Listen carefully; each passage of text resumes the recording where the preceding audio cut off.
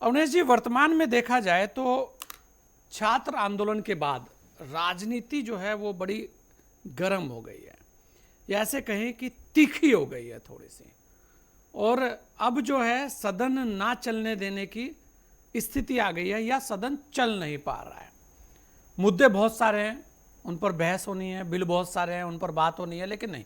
चलिए, आज अच्छी बात यह है कि जो बच्चों का पेपर लीक का मामला था, उस पर जो संशोधन बिल आया है, उस पर अब राज्यसभा में चर्चा चल रही है। लेकिन उससे पहले कल राहुल गांधी जी ने कहा है कि अमित शाह जी को इस्तीफा देना चाहिए और हम इस्तीफा लेकर रहेंगे।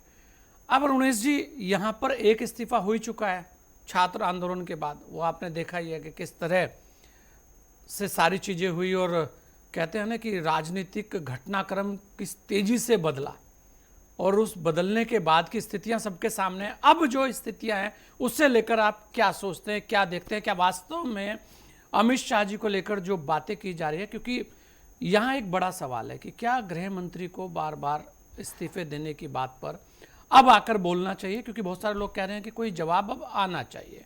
ये सारी चीज़ें चल रही हैं, इसको लेकर आपका नज़रिया क्या है?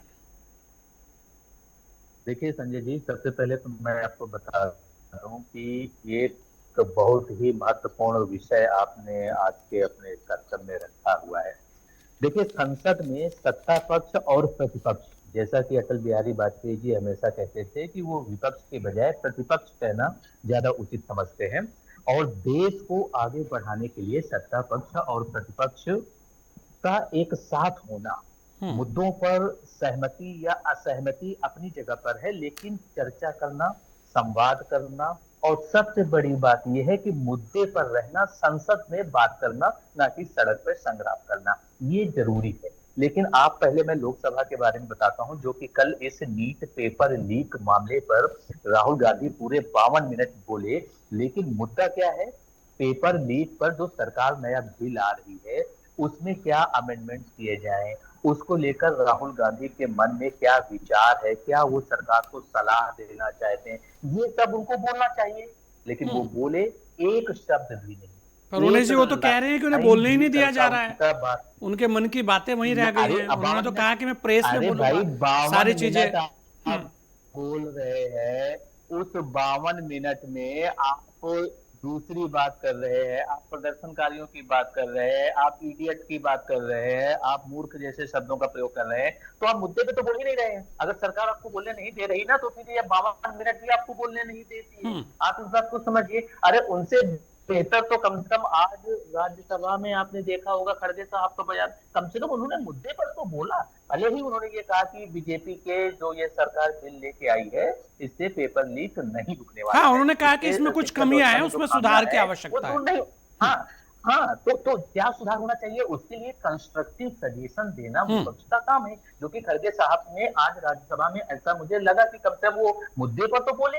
राहुल गांधी ने तो कल मुद्दे पर बोला ही नहीं, वो तो इधर उधर की बातें करते रहे। इसके बाद प्रेस कॉन्फ्रेंस करते हैं, तो उस प्रेस कॉन्फ्रेंस में भी नीट पेपर लीक बिल से जुड़े सवालों को नहीं लेते हैं, और ना ही उनके पास कोई ऐसा कंस्ट्रक्टिव आइडिया होता है। वो जितनी भी बात करते हैं, प्रदर्शनकारियों की करते हैं, अमित शाह की करते हैं, पायलट गन की करते हैं। अरे भाई, वो भी एक मुद्दा है। आप सरकार से मांग कीजिए कि प्रदर्शनकारियों पर जो पायलट गन चली है, या आंसू गैस से गोले छोड़े गए हैं, या फिर लाठीचार्ज हुआ है, आप इस मुद्दे पर भी हम पर बहस चाहते हैं, सरकार को बहस करानी चाहिए, इस मुद्दे पर भी बहस कीजिए। लेकिन कम से कम मुद्दे पे तो रहिए, मुद्दे की बात तो कीजिए। अब सुप्रीम कोर्ट ने भी साफ तौर पर यह कह दिया है कि भाई इस पूरे मामले पर जो आपराधिक बैकग्राउंड वाले नहीं है प्रदर्शनकारी, उनके को तो छोड़ दिया जाए, लेकिन जो आपराधिक बैकग्राउंड वाले प्रदर्शनकारी है, उन पे कार्रवाई होनी चाहिए। बिल्कुल सही है, सुप्रीम कोर्ट का फैसला है, इस पर लेकिन जो है उसे तो सरकार की अवनीश जी, सहमति उसे तो हुई है। हर किसी ने मानने को मना कर दिया।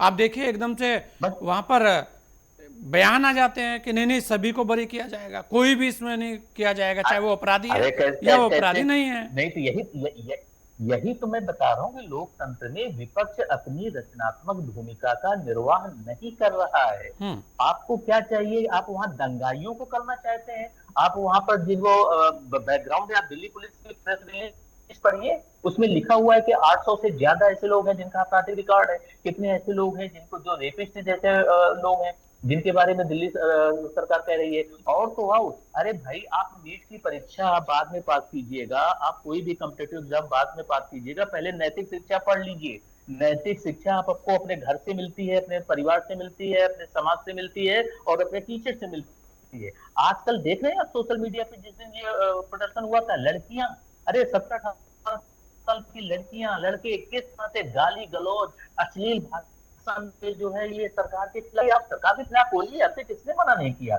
आप धर्मेंद्र प्रधान से इस्तीफा मांगिए, किसी ने मना नहीं किया, लेकिन अपने भाषा की मर्यादा को तो बना के रखिए। क्या कि या फिर टीचर्स क्या आपको यही पढ़ाते हैं कि इस तरीके की घटिया और गाली गलौज वाली भाषा में आप अपने एक 75 साल के 80 साल के जो बुजुर्ग हैं उनके प्रति आप गाली गलौज की भाषा का प्रयोग करेंगे? लड़कियां भी बढ़ चढ़ के आगे करेंगी, ये आपका जिंदगी है। और आप सपना देख रहे हैं कि हम नेपाल जैसे हालात पैदा कर देंगे भारत के अंदर। भारत के अंदर ऐसा कभी नहीं हो सकता, क्योंकि यहाँ पर लोकतंत्र की जड़ें मजबूत हैं। लेकिन इस पूरे मामले पर मेरा व्यक्तिगत तौर पर ये मानना है कि विपक्ष की भूमिका रचनात्मक नहीं रही है। रचनात्मक विपक्ष नहीं बस रही है।